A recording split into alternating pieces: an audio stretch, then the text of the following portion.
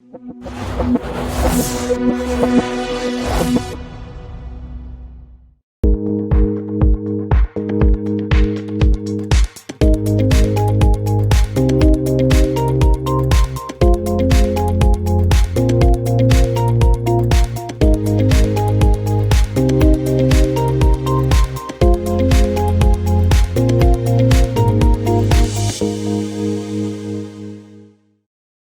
right, we are back, and we're going to go into the next step in the home buying process, which is getting homeowners insurance. I think it's really important to protect you and your asset, as well as, kind of understand what goes into protecting that. So I have Andrew Gresser here with me. Thank you for coming with State Farm.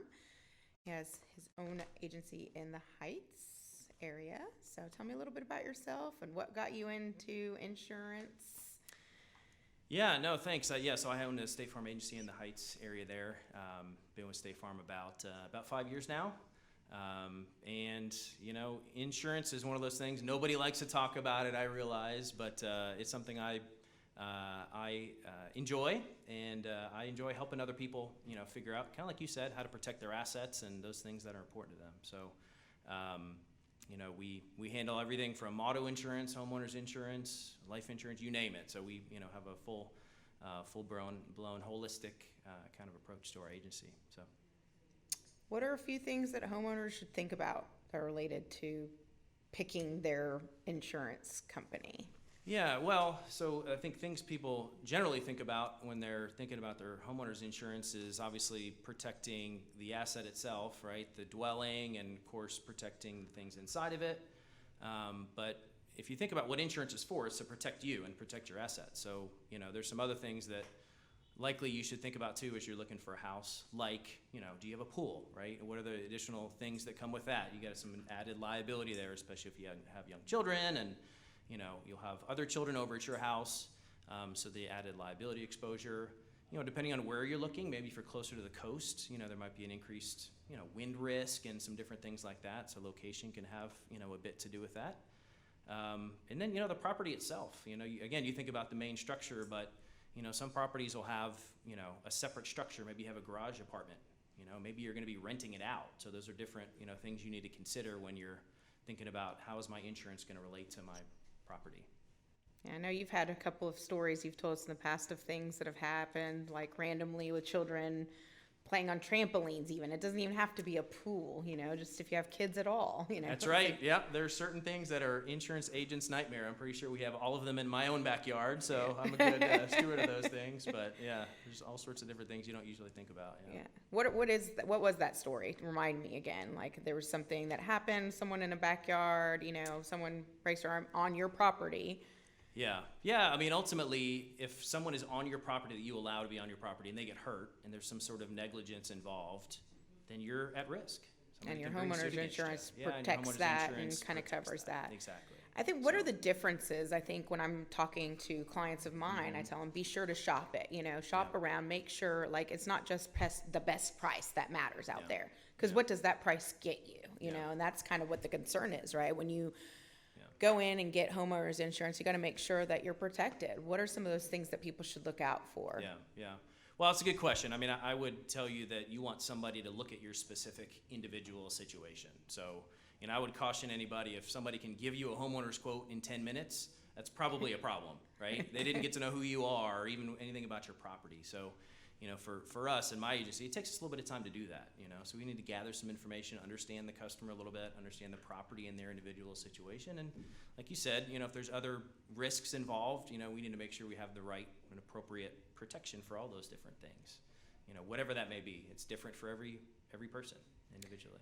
What do home buyers need to think about with flood insurance when they're looking at a property? Yeah, so flood insurance obviously is a pretty hot topic after 2017 in August. So it's something, everybody asks about for the most part. And if somebody's moving to Houston, as you work with a lot of relocation stuff, it's something it's, top of everybody's mind. So, what a lot of people don't realize is anywhere you buy in Houston, you're going to be in a flood zone. The question is, which flood zone is it? How risky is it? And what's the cost of flood insurance going to be?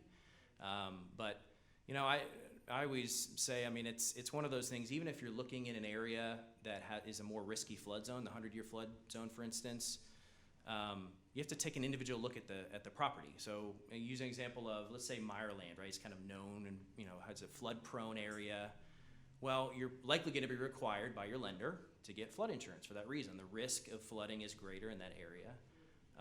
But you need to look at the individual property to determine what the cost is. So you might have a neighbor of the house you're going to buy, for instance, that might be paying $10,000, $12,000 for their flood insurance because they're on the original foundation and maybe it's a lower elevation. Maybe the house you're buying, maybe it's a newer build or they've built the foundation up. You might be paying $500 a year right next to the guy that's paying 20 times more. So you really need to look at it on its own, and don't be scared away by that.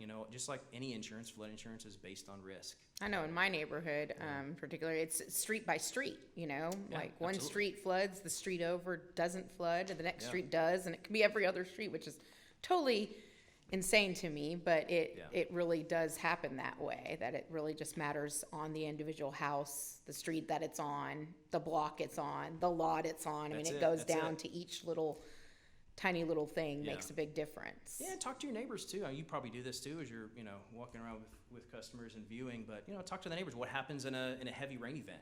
Is there water in certain areas? Are there more drainage areas close by that could possibly clog? That's what will worry me. That's why I have flood insurance at my house. I really, in my heart of hearts, don't think my house would flood, but if the drainage didn't work appropriately, we've got a bayou behind the house. That could be a problem. We lived in our house during Harvey and during Memorial and Tax Day, all the floods that were out there, lived in them, but, we still protect our home just in case, because there's homes that hadn't flooded since the 70s that flooded during some of those floods. And maybe it wasn't even Harvey, maybe it was Tax or Memorial Day, and, the levees and all the different things that are happening. It's been kind of a little crazy, and there's freak accidents too that happen. So you just should always protect your home and make sure that you get flood insurance no matter where, because Houston in general, I think, is a flood zone. It doesn't really matter where you live. So just protect your home. I think it's really important. What are a few things that affect the home insurance premiums? That's a good question. People ask that a lot, that want general idea. How much is it going to cost? Well, there's a lot of things that go into it, but maybe these things are obvious and maybe they aren't, but a couple of the first things that come to mind for me are the age of the structure is something that's extremely important. And this might be obvious, but if a house is 30 years old, it probably has 30-year-old plumbing and 30-year-old, electrical and all those things, and it's a much different risk than a new house would be, that has brand new plumbing and electrical and things like that. Less risk of something happening. Area of town can play a part too, right? I mentioned, if you're buying closer to the coast and there's some wind risk and some different things like that could drive up the cost. And then, there's some probably more obvious things like, how much coverage do you need, what's the price of the house, what's the right? price of it, right? And, but those are some of the things. There's some companies out there that, are super concerned about the age of the roof. Maybe they won't insure it if the roof is, a certain age. State Farm doesn't care because, State Farm pays 100% value if it's 20 days old or 20 years old. It's all paid out the same ways. But there's some companies that ask that question and won't write it if it's of a certain age. What if someone's fixing and flipping a house? Let's say it is a 30-year-old or 40-year-old home, but they've changed and remodeled and renovated things. How does insurance look at that? Yeah, good. Well, good question. So every company's going to look at that differently, but one of the conversations we have, if it is an older house, is have there been any recent upgrades and updates to those main utility systems? So the HVAC, the electrical, plumbing. That's kind of the first question. And the second question is, can you prove it? Do you have any documentation related to that? But yeah, if you do those remodels and those things are up to date, then it could be rated like a new house. And we see that a lot too, especially with, fix and flip. Somebody maybe just put a lot of money into it and it does have those new systems. So we want to make sure they get the proper, credit and rating for that too. So I think this question probably comes up a lot too. What is the difference between a home warranty and home insurance? This one does come up a lot. Yes, that's true. So some confusion here, but so home warranty I think is a great idea to have, and certainly a lot of realtors will kind of work that into the contract and have the seller buy that maybe for the first year. So a home warranty is going to cover your home systems if there's some sort of mechanical issue. And the home insurance would cover if there is damage resulting from that. So you give an example. So if your AC breaks, right, just because it's old or the stress on the system or something. That's something your home warranty would cover. Versus if you had a pipe that burst and caused damage in the house, any damage resulting from those things, that's what your homeowner's insurance would cover. So sometimes people think, well, I have one, I don't need the other, but they kind of work complementary of each other. Yeah. So both smart to have, but obviously in different ways. Yeah, you need both, I would say, but more importantly, you need the homeowner's insurance because that's what covers your major stuff, anything affected in it. But why don't you go ahead and tell everyone and give them your information? Yeah, so you can find us online at andrewgressersf.com is our website.